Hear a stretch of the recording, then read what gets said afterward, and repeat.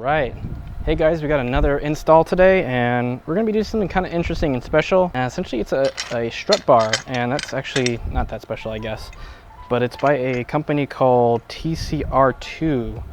I actually got this on AliExpress, and the quality seems to be pretty good.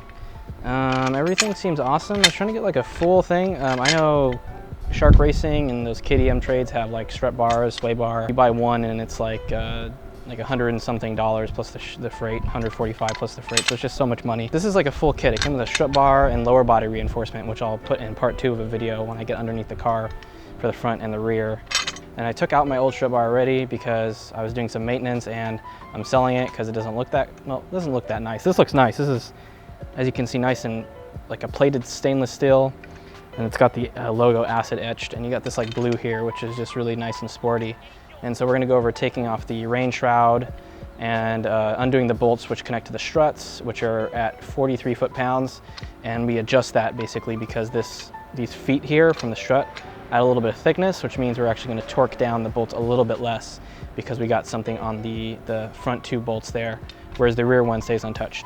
And you're definitely gonna want a breaker bar if you haven't done it before, or a impact driver, because again, the bolts will be kind of stuck on there if you haven't changed your struts already. All right, so let's go ahead and get to it. All right, first things first, guys, eye protection, and I always say hand protection is good. I don't really say that, but wear whatever you got, especially eye pro, that's like the minimum. All right, what's nice about doing this one is you don't need any other hardware. The hardware is the bolts that go onto your struts. So the only thing we need to do is get this shroud off, which is actually super simple. When you've done it, comes like second nature. That's actually the thing I've taken off the most in the car. But essentially the first thing is we're gonna take off the little rain caps here, which are on the bases of rotation for our windshield wipers, and they're just little rubber grommets that keep rain out, even though it kind of seeps in there and kind of rusts the bolts anyway. And so we're gonna go ahead and get those, and I think that is a 14 millimeter, if I remember. They are 14 millimeter bolts on the top where connecting to the wipers. Give you guys a closer view of that. Take them out. These are torqued to, I believe, 25 foot-pound. So just remember that when you do it. There you go. Okay, there you go, all done, super simple. Remember to keep all your stuff organized always, so it's easy to access again. Definitely important. Next thing you want to do is take these windshield wipers off, which you just do by putting some pressure, because there is a spring that's the tension that basically holds it flat against the windshield wiper. So when you undo the bolts, they pop up, so you push them down, then pull up. That's essentially it. If you want, it's also a good time to change your wiper blades as well, because it's off, so you just have full access to it. But these are still good, and it's also still the dry season. Haven't had any rain in a while, except that one thunderstorm, which was crazy. Next you want to do is basically just get there's 2 of these on both sides. These are just little, go right into the side of the upper pillar here, A pillar, and connect down into the bonnet here, rain bonnet and sill. And so it just pops right out by clips. You do that on the other side as well. It's exactly the same. And then that's essentially it, so I'll do that real quick. Next thing is you're gonna have a few clips on your car. And these are just like little push clips. Just kind of push in the middle right here, and just kind of lift up, push down, and it'll come right out. Now I had some more on my car, but they're sort of prone to having the little plastic retainers here on the side.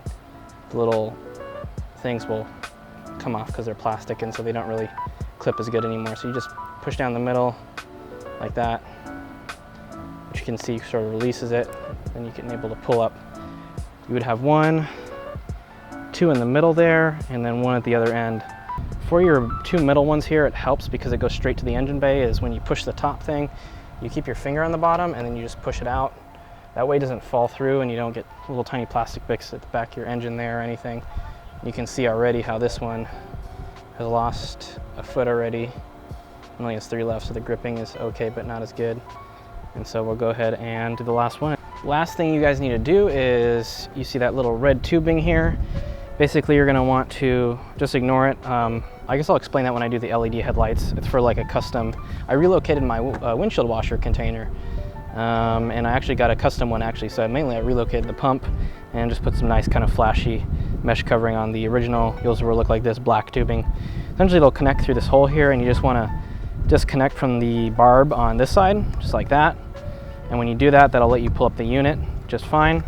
The reason also I relocated the original washer container or moved it and got rid of the other one is because right in the well here where it normally sits, I actually have my oil cooler set up, or at least the oil cooler is mounted to the frame, but no tubing is in or the relocated filter plate is not in. It's actually going to go right there. That's where the relocated oil filter adapter and plate oil filter is going to sit. Because again, I had that working, but then it leaked, so I got new tubing and I did it myself. And essentially the only thing I kept from the original kit was the cooler, but and part of the oil filter plate, but I'm using a different one from an awesome guy, custom machines them. I'll link them in the description in that video when I make it, which is called Flow Cool, and it's finned and chamfered, so it flows much better, and it's fully 10 AN on both sides and half-inch NPT and not 3/8, which is what is like on there. So it's, yeah, but basically we'll go over that in the video. I don't want to go off on a tangent, but now the unit will just come right off. So we'll go ahead and do that. See right here, we're just gonna, see that? Just pulls right up, lift it over the bolts. Go ahead and get any leaves out, turn it upside down and dust it if you want. Now we are exposing the strut bolts, which you can see right here, guys. I think those are 14s as well. And as you can see, the way the strut bar is designed, and I think almost all of them are, is you're only gonna be using the front two, as you can see right here. The only thing that you have to do is essentially remove the front two strut bolts there, which we will do, and then it just sandwiches on, and it's very easy and pretty fashionable mod and functional mod, especially for front wheel drives where there's cars where there tends to be that understeer, so getting even distribution on the struts is super important. So I'm going to use my impact and undo both on both sides, and then we'll torque it down, and again you get that torque rating, which I will tell you when we get to that part. All right.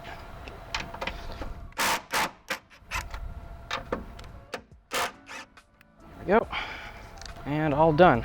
So now we're just gonna go ahead and lay the bar on. You can see how they will almost always be is these feet will be loose. So the objective is you go ahead and put this here on your bolts.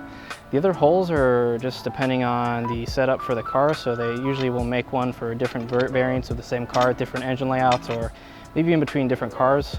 So you can see right here that usually has a little hex nut there, and then a bolt, in which case the whole point is you put it on, tighten the strut parts first, the strut mounting parts first, and then you tighten this, and that ensures, given you're on a flat surface with both wheels, which this is a very nice flat surface, it'll make sure there's even distribution. These you also want torqued down pretty tight as well. So we're gonna go ahead and lay this right on here. Now you will notice that with our car, we have a thing with the battery terminal, and so we essentially have to work around that, and so the terminal is sort of has to kind of go under it. You can see just like that. Looks like the best way to get this on here is maybe have it, so that's what we have to do. We have to go through like this underneath and then put it on. So that's going to be our way of attaching. So let's go ahead and get our bolts starting to thread now. There we go. So we're going to go ahead and tighten it now.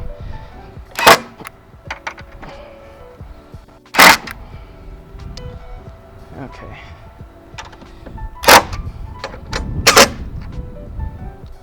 All right, there you go. Looks pretty fashionable, I guess. Keep saying that word.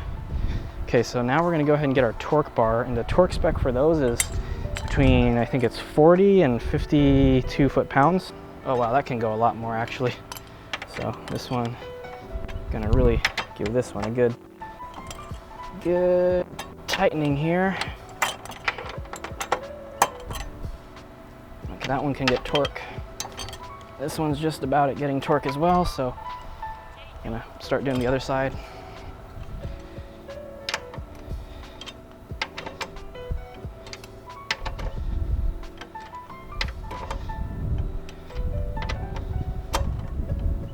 That one's just about at torque as well.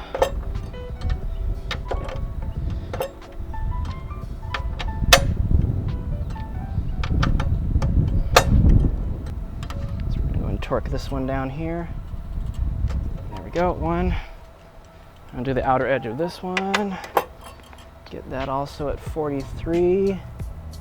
Again, a little bit less because we have that big sandwich piece of metal there. Get that torqued up. One more on this one. Get that past that 40 mark there for 43. There we go. Okay, and then we're gonna do the same thing on this one. Get it past that 43 mark. There we go. Perfect. All right guys, so as you can see, it's a really simple install. All you guys gotta do is essentially take off your strut bolts that you already have. And once those are off, you just use that same hardware. And so next step is, you can see this is loose, be non-functioning. And so we're gonna go ahead and tighten it. So we're gonna go ahead and do that on this side here. And you see it has that hex key, so I think I can put this right in here. You see I got my hex key on this, so I can hold it. So I have some grip, and it's 14. So you can see it's moving the hex key now. I'm gonna do that with the other side. And then we can hold the hex. And go ahead and put the key on there. And I'm gonna start tightening this by hand using a ratchet. So I'm gonna go ahead and just go like that. And once it's hard like that with the ratchet on both sides, then I'm gonna look at the torque spec with the bar. So let me go ahead and do the other side real quick.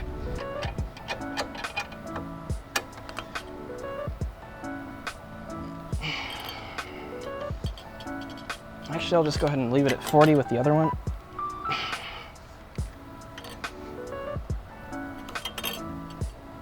Yeah, there we go, 40 pounds, that's what I'll do.